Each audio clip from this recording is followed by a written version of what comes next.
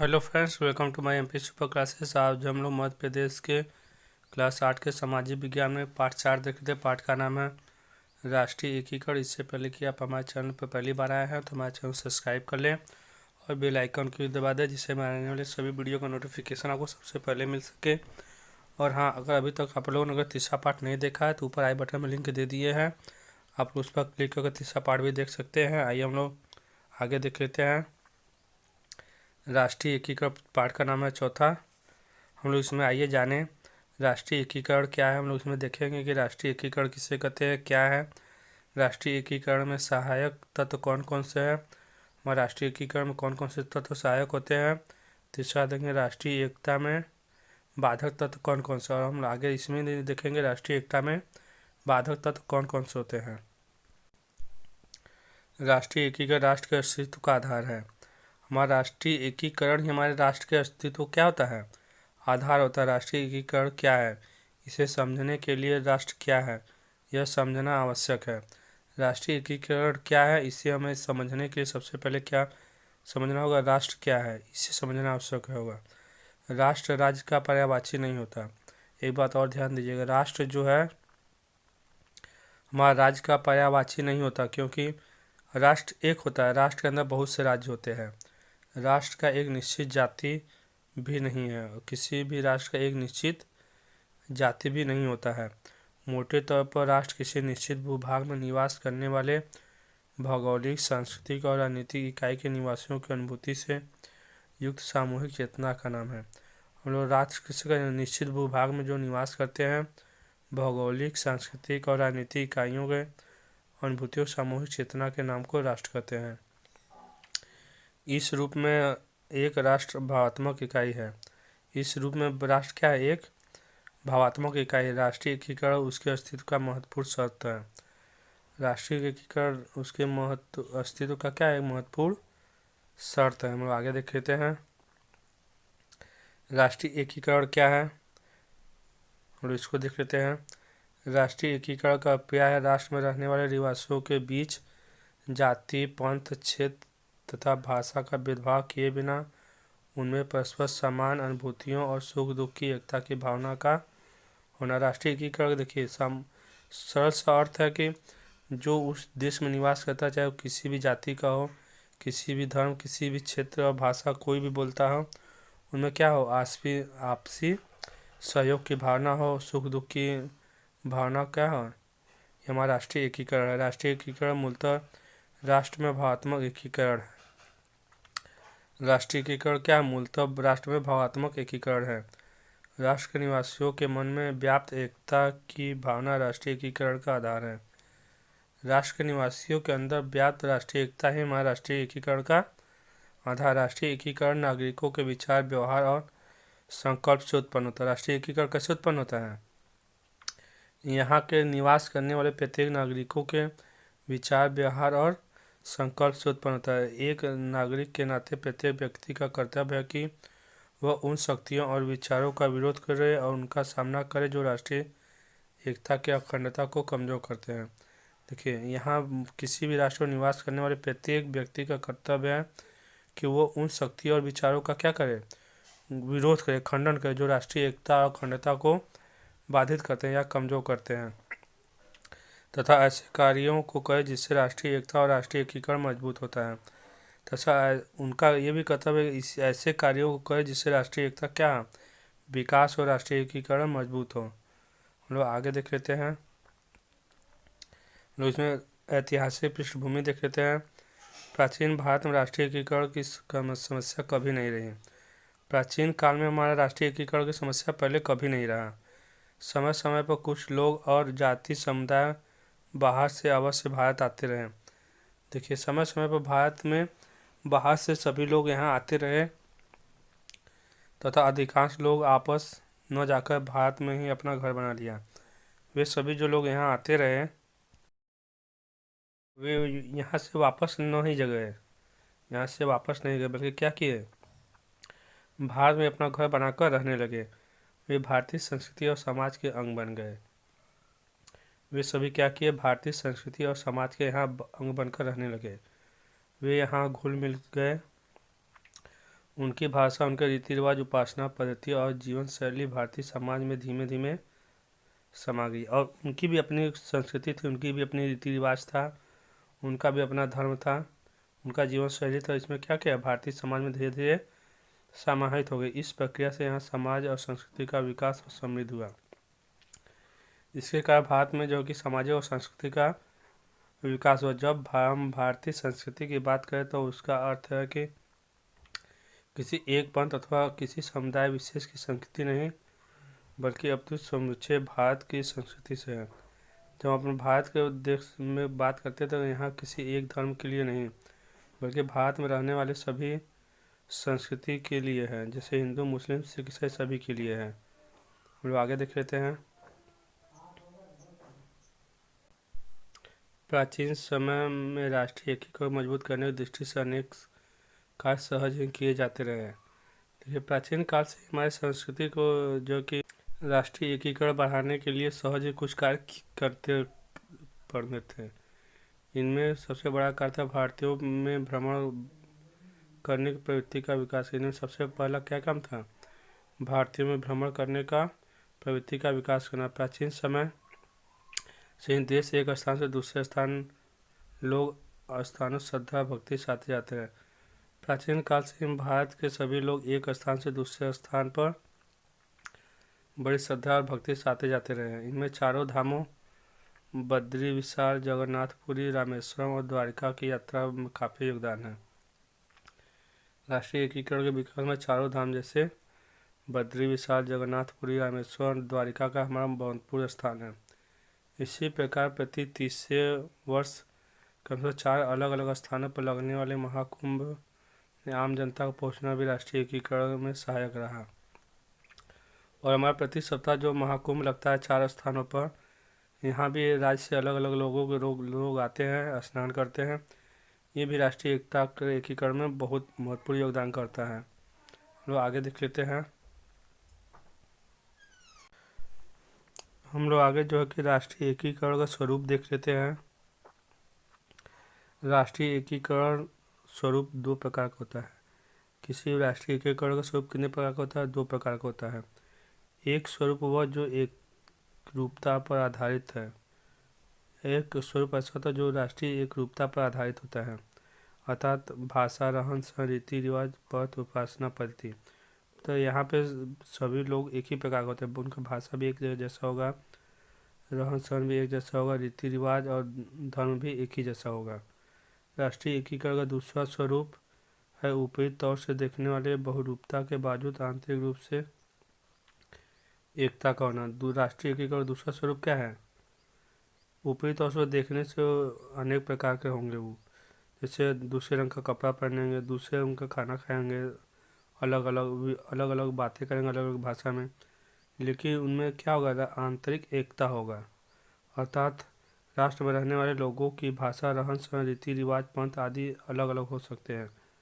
देखिए इसमें कहा राष्ट्र के रहने वाले लोगों की भाषा, रहन सहन, रीति रिवाज, पंथ आदि अलग अलग हो सकते हैं, तथापि सभी को राष्ट्रीय हितों के संबंध में समान दृष्टिकोण और सोच है। राष्ट्रीय मुद्दों पर जैसे राष्ट्रीय एकता, अखंडता, संप्रभुता के संबंध में सभी की अनुभूति, सोच समान होती है। ये अलग अलग तरह के रहते हैं, लेकिन इनमें राष्ट्रीय एकता बहुत अधिक होता है। हम लोग आगे देख लेते हैं।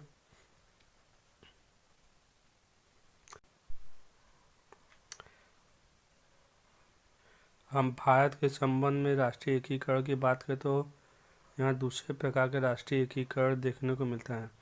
हम अपने भारत में बात करें तो क्या दूसरे प्रकार राष्ट्रीय एकीकरण करने की बात मिलता है, क्योंकि यहाँ विभिन्न प्रकार के संप्रदाय, वेशभूषा, रहन सहन, खान पान के लोग मिलते हैं। भारत एक विशाल देश है जो आकार में रूस के अलावा लगभग यूरोप के बराबर है। भारत एक क्या बहुत बड़ा देश है जो रूस को छोड़कर लगभग पूरे यूरोप के बराबर है। ये देखिए यहाँ जो है कि 250 से अधिक भाषाएं और बोलियां बोली जाती है। 22 भाषाओं को संविधान में राष्ट्रीय भाषाओं के रूप में अधिसूचित किया गया है। हमारे यहाँ 250 से अधिक भाषाएं और बोलियां बोली जाती हैं, लेकिन हमारे संविधान में 22 भाषाओं को माना गया है।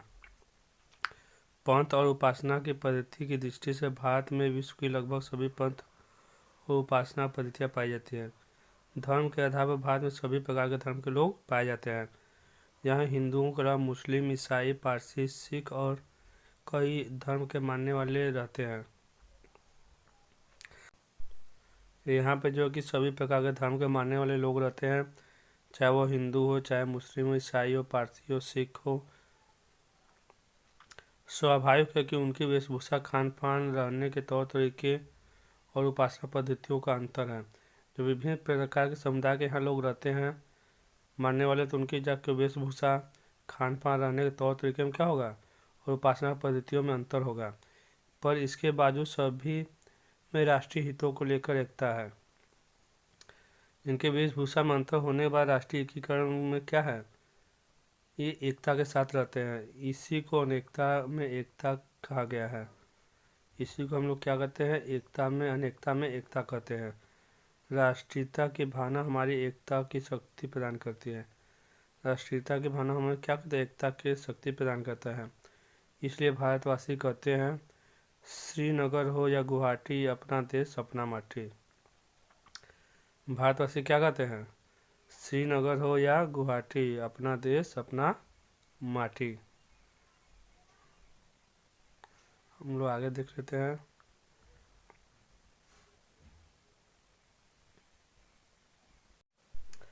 राष्ट्रीय एकीकरण के सहायक तत्व में देख लेते हैं। भारत की एकता एवं अखंडता को अक्षुण्ण बनाए रखने के लिए समय समय पर अनेक प्रयास हमारे राष्ट्र नायकों द्वारा किए गए। देखिए, राष्ट्रीय एकता को जो है कि हमारा बनाए रखने के लिए हमारे राजनयिकों द्वारा विभिन्न प्रकार के समय समय पर उपाय किए गए। भारतीय संविधान में ऐसे आदर्शों और सिद्धांतों का समावेश किया गया जिनसे भारत की एकता शक्तिशाली होती है।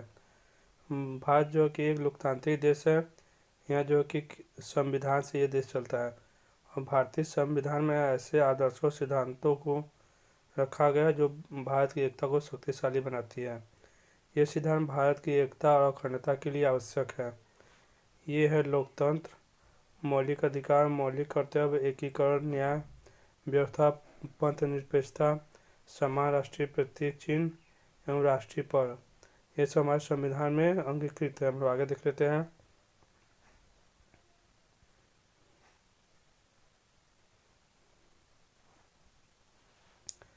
भारत एक लोकतांत्रिक देश है। यहाँ जनता के निर्वाचित प्रतिनिधि सरकार का गठन करते हैं। ये प्रतिनिधि जनता की इच्छा अनुसार कार्य करते हैं, क्योंकि जनता ही इन्हें चुनावों में चुनकर भेजती है।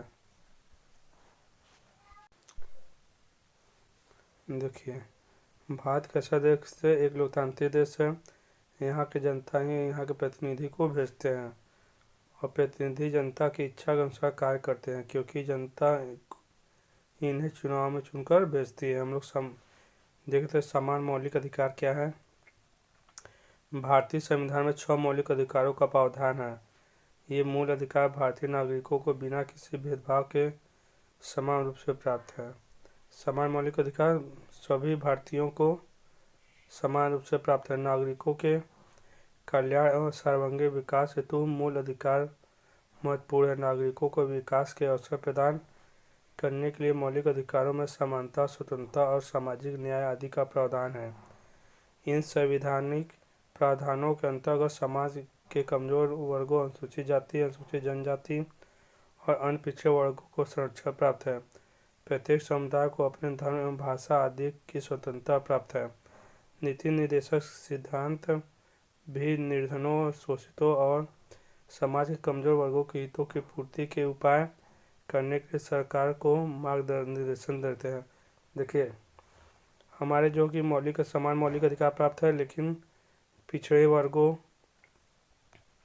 अनुसूचित जाति, अनुसूचित जनजाति, कमजोर, शोषित, निर्धनों को समाज में जो है कि बराबरी को उत्थान पाने के लिए उन्हें कुछ विशेष प्रावधान संरक्षित किया गया, हमारा आरक्षण दिया गया है उनको।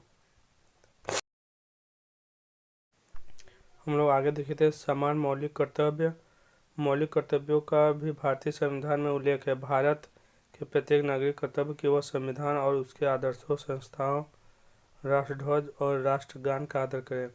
देखिए, जिस प्रकार से समान मौलिक अधिकार है उसी प्रकार समान मौलिक कर्तव्य भी है। इस मौलिक कर्तव्य में प्रत्येक व्यक्ति को संविधान के आदर्शों, संस्थाओं, राष्ट्रध्वज, राष्ट्रगान का आदर करना है। सभी नागरिकों को भारत की एकता और अखंडता तो राष्ट्र की सेवा को सदैव तत्पर रहना चाहिए तथा बंधुत्व की भावना का निर्माण और सार्वजनिक संपत्ति की सुरक्षा करें। भारत में लोकतंत्र और नागरिकों के अधिकारों की रक्षा का दायित्व न्यायपालिका पर है। देखिए, भारत में लोकतंत्र और नागरिकों के अधिकारों की रक्षा कौन करता है? हमारा न्यायपालिका करता है। भारत में संघ अथवा केंद्र और राज्यों के कानूनों को लागू करने के लिए कड़ी न्याय व्यवस्था है। भारत की न्यायपालिका का स्वरूप एकीकृत है और उसका गठन एक पिरामिड के रूप में होता है। हम लोग देख लेते हैं आगे। पंथ निरपेक्ष। हमारे संविधान में भारत को एक पंथ निरपेक्ष राष्ट्र घोषित किया गया है। हमारे संविधान में भारत को क्या किया गया है? एक पंथ निरपेक्ष राष्ट्र घोषित किया गया है। प्रत्येक धर्म के अनुयायियों को धार्मिक स्वतंत्रता का अधिकार है। यहाँ पे प्रत्येक धर्म को मानने वालों को धार्मिक स्वतंत्रता का अधिकार प्राप्त है। सरकार किसी धर्म के प्रति भेदभाव नहीं करेगी। इसके अनुसार सरकार किसी भी धर्म के प्रति भेदभाव नहीं करेगी। हम लोग आगे देख लेते हैं।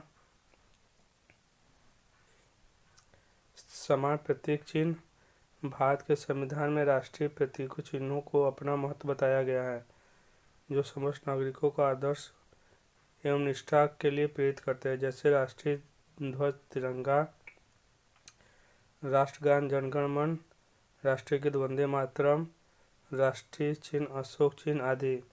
राष्ट्रीय प्रतीक चिन्ह राष्ट्रीय भावना को बल प्रदान करते हैं और एकता की स्थापना करते हैं। राष्ट्रीय प्रतीक चिन्ह क्या करता है? राष्ट्रीय भावना का विकास करता है और राष्ट्रीय एकता जो कि समर्पित करता है, बढ़ाता है। ये राष्ट्रीय प्रतीक चिन्ह जैसे हमारा राष्ट्र तिरंगा हो गया, राष्ट्रगान हो गया, राष्ट्रीय गीत जो कि वंदे मातरम हो गया, राष्ट्रीय चिन्ह जो कि अशोक का स्तंभ हो गया, जो राष्ट्रीय एकीकरण में सब क्या है? हमारे सहायक है। भारत में विभिन्न संप्रदाय, जाति और भाषा के लोग रहते हैं। भारत में विभिन्न संप्रदाय, जाति और भाषा के लोग रहते हैं। इनमें अपने रीति रिवाज और त्यौहार है, किंतु हमारे 3 राष्ट्रीय पर्व है। देखिए, भारत में कई प्रकार के धर्म के मानने वाले लोग, जाति के लोग, भाषा के लोग रहते हैं, लेकिन भारत में हमारे 3 राष्ट्रीय पर्व है। स्वतंत्रता दिवस, गणतंत्र दिवस, गांधी जयंती। एक जो दिवस जो हमारा भारत स्वतंत्र हुआ था, एक जो हमारा संविधान लागू हुआ था, एक राष्ट्रपिता के जयंती 2 अक्टूबर। इन्हें सभी भारतीय उल्लासपूर्वक मनाते हैं। इससे राष्ट्रीय एकता की भावना प्रबल होती है। हम लोग आगे देख लेते हैं पर्यटन और राष्ट्रीय एकीकरण। आरंभ से ही पर्यटन राष्ट्रीय एकीकरण का प्रमुख सहायक तत्व रहा है। पर्यटन जो कि राष्ट्रीय एकीकरण का प्रमुख हमारा सहायक तत्व रहा है। इतने विशाल देश को समझने में और सभी में एकता का भाव जागृत करने में पर्यटन सहयोगी है। भारत बहुत विशाल देश है तथा एकता का भाव जागृत करने के लिए पर्यटन बहुत ही सहयोगी होता है। पर्यटन से हम एक दूसरे के निकट रहते हैं। पर्यटन से हम क्या करते हैं? एक दूसरे के नज़दीक आते हैं, उन्हें समझते हैं, एक दूसरे की विशेषताओं और समस्याओं को समझते हैं, जिसके कारण समान भाव, विचार और दृष्टिकोण विकसित होता है। इससे क्या होगा? समान भाव होगा, विचार होगा और दृष्टिकोण विकसित होगा। पर्यटन देश की संस्कृति को, आर्थिक और औद्योगिक विकास को तथा विकास के नए आयामों को समझने में सहायक होता है। पर्यटन से क्या होता है? आर्थिक, औद्योगिक विकास और विकास के नए आयामों को समझने में सहायक होता है। और हम देख लेते हैं राष्ट्रीय एकीकरण में जो कि बाधक तत्व। राष्ट्रीय एकीकरण में बाधक तत्व देख लेते हैं।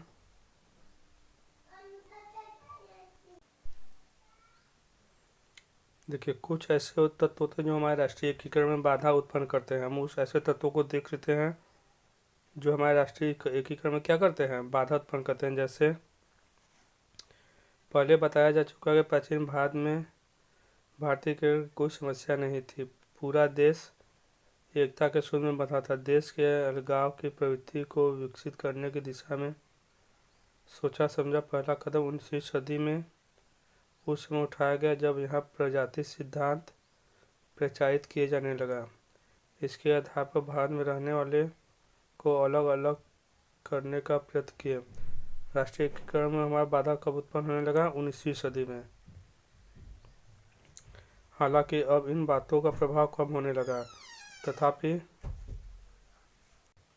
हमारे समाज में व्यक्तिगत हित के लिए कुछ लोग इन्हें बढ़ावा देते हैं। कभी कभी लोग अपने धर्म, अपनी जाति, भाषा अथवा क्षेत्र के मामले में अधिक भावुक हो जाते हैं। कुल मिलाकर व्यक्तिगत हित की रक्षा के लिए, व्यक्तिगत हित को बढ़ावा के लिए अपने धर्म, जाति, भाषा, क्षेत्र को आदि का क्या करते हैं, भावनाओं को क्रोधित कर देते हैं, जिससे हमारा सांप्रदायिकता उत्पन्न हो जाता है। ये सब राष्ट्रीयकरण क्या है? हमारा बाधक है। हम लोग आगे देख लेते हैं। राष्ट्रीय एकीकरण सबसे बड़ी बाधा क्या है? हमारा सांप्रदायिकता। सांप्रदायिकता शब्द संप्रदाय से बना है।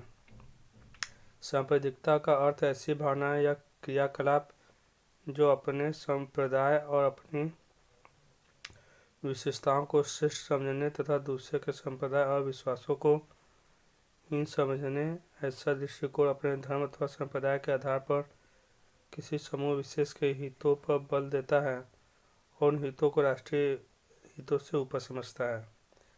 देखिए, भारत में विभिन्न प्रकार के संप्रदाय जो निवास करते हैं, जैसे हिंदू हुआ, मुस्लिम हुआ, ये सब इसमें क्या होता है कि लोग अपने संप्रदाय को अधिक श्रेष्ठ समझते हैं और दूसरे संप्रदाय को हीन समझते हैं। उनका कि क्या कहते हैं, बुराई करते हैं, हीनता करते हैं। इससे ये इतना भावना बढ़ जाता है कि उसमें राष्ट्रीय हितों के सबसे को ऊपर समझने लगते हैं। इसके सामने राष्ट्रीय हित कुछ भी नहीं है। इसका हमारा क्या होता है, सांप्रदायिकता भावना का विकास होने लगता है और राष्ट्रीय एकीकरण में हमारा बाधा उत्पन्न होता है। सांप्रदायिकता हमारे देश की एकता के लिए मुख्य खतरा है। देखिए, सांप्रदायिकता हमारे देश की एकता के लिए क्या है, प्रमुख खतरा है। हम सभी जानते हैं कि संकीर्ण सांप्रदायिक विचारों का 1947 में सांप्रदायिक दंगे हुए और भारत के दो भाग, भारत और पाकिस्तान में विभाजित हो गया। संप्रदाय हिंदू और मुस्लिम दो कारण कि 1947 में हमारा क्या हुआ, दंगा हुआ और भारत दो भागों में विभाजित हो गया। पहला भारत और दूसरा पाकिस्तान में। लाखों लोग इन दंगों में मारे गए और बेघर हुए। इन दंगों में क्या, बहुत से लोग मारे गए और बेघर भी हुए। हम लोग आगे देख लेते हैं। आगे हमारा भाषावाद। भारत में अनेक भाषाएं और बोली बोली जाती है। यह स्वाभाविक है कि हमें अपनी मातृभाषा और बोली से प्रेम हो। हम दैनिक क्रियाकलापों में इनका प्रयोग करें। किसी क्षेत्र के अधिकांश व्यक्ति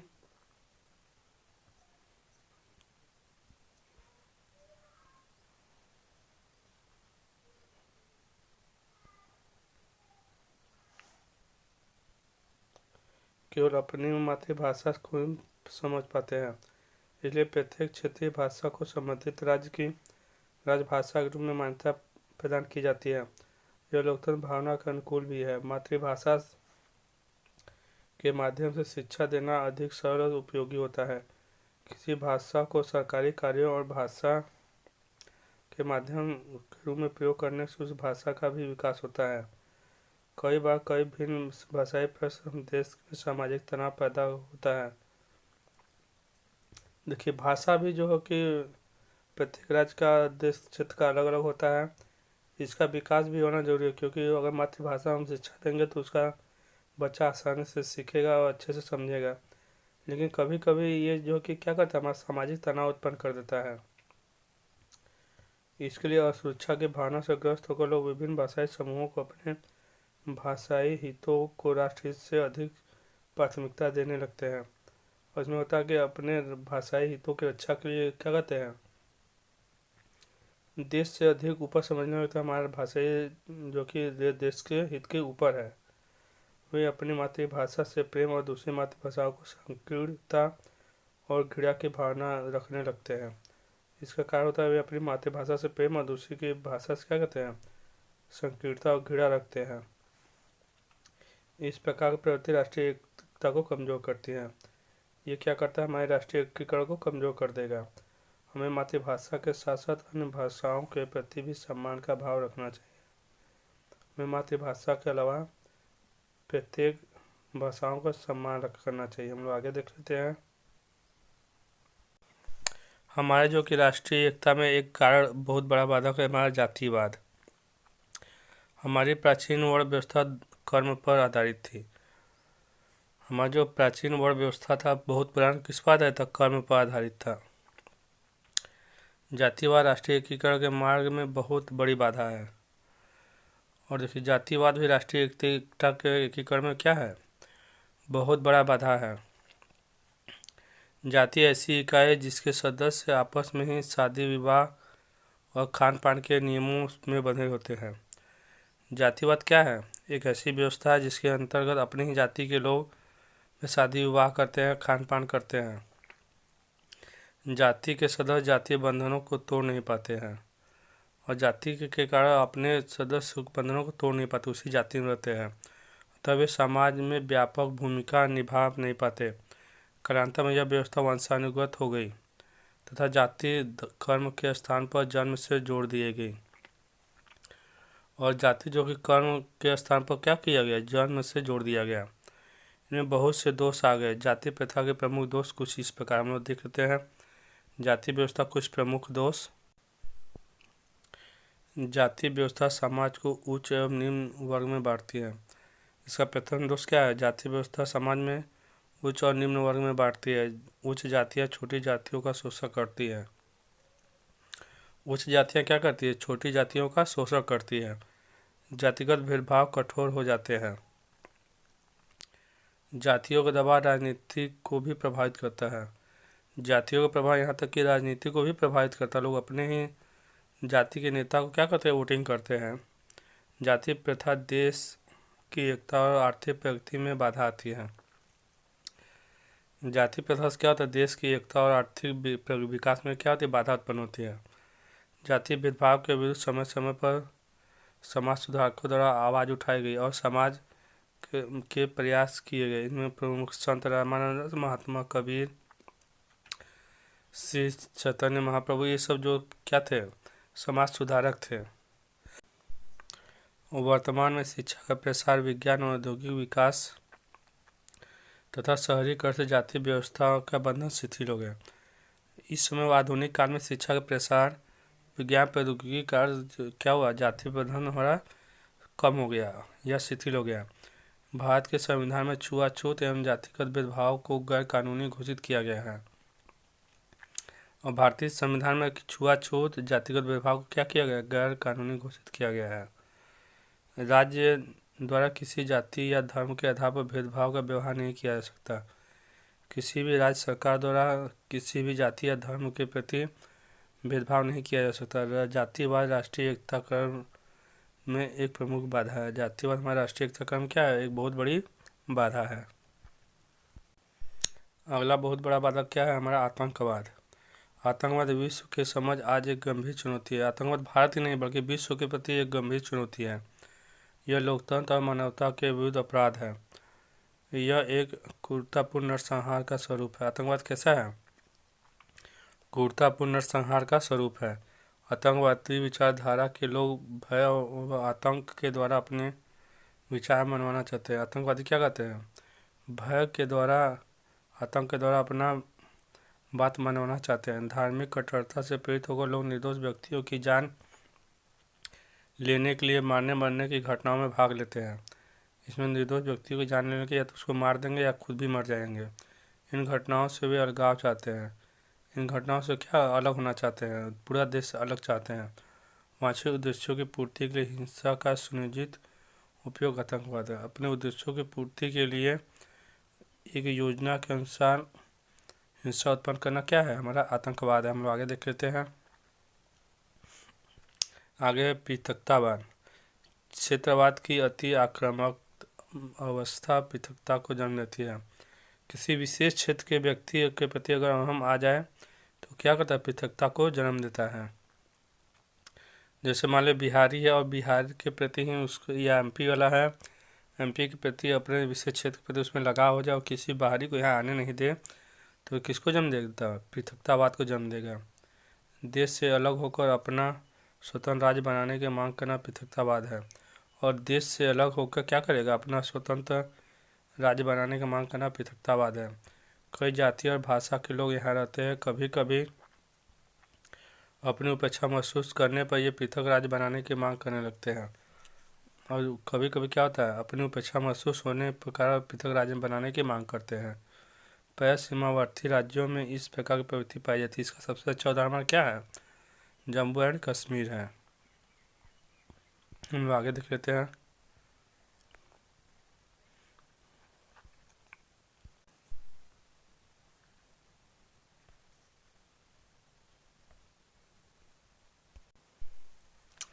बाहरी ताकतों द्वारा क्या किया जाता है, उत्साहित किया जाता है, उकसावा दिया जाता है, उसे भड़काया जाता है। जैसे जम्मू कश्मीर में हमारा पड़ोसी पाकिस्तान द्वारा वहाँ के रहने वाले लोगों को क्या करता है, उकसाता है और अलग राष्ट्र बनाने का विरोध करता है। राष्ट्र विरोधी और कट्टरपंथी लोग तो हिंसक साधनों और आतंकवादी तरीकों तक का प्रयोग करने लगते हैं। इसमें क्या होता है, हिंसक साधनों और आतंकवादी तरीकों का प्रयोग करते हैं। पृथकतावाद की प्रवृत्ति राष्ट्रीय एकता के लिए गंभीर चुनौती है। पृथकतावाद की प्रवृत्ति क्या राष्ट्रीय एकता के लिए गंभीर चुनौती है। सामाजिक न्याय, विकेंद्रीकृत एवं संतुलित विकास से पृथकतावाद की भावना को समाप्त किया जा सकता है। हम लोग इससे कम कैसे कर सकते हैं, सामाजिक न्याय, विकेंद्रीकृत एवं संतुलित विकास से पृथकतावाद को भावना को समाप्त किया जा सकता है। अब हमारा क्या आ गया, अभ्यास आ गया। अभ्यास का हम दूसरा वीडियो बनाए हैं, ऊपर आई बटन में लिंक दे दिए हैं। आप लोग जैसे ही ऊपर देखिएगा जिसमें एक आएगा आई बटन में लिंक, वहाँ आप क्लिक करिएगा तो तुरंत प्रश्न उत्तरी पर पहुँच जाइएगा। प्यारे बच्चों, वीडियो पसंद आए तो लाइक करें, चैनल को सब्सक्राइब करें और अपने दोस्तों के साथ शेयर करना ना भूलें। आपका लाइक करना ही हमारे मेहनत का फल है। जय हिंद, जय भारत, गर्व से कहें हम सब भारतीय हैं।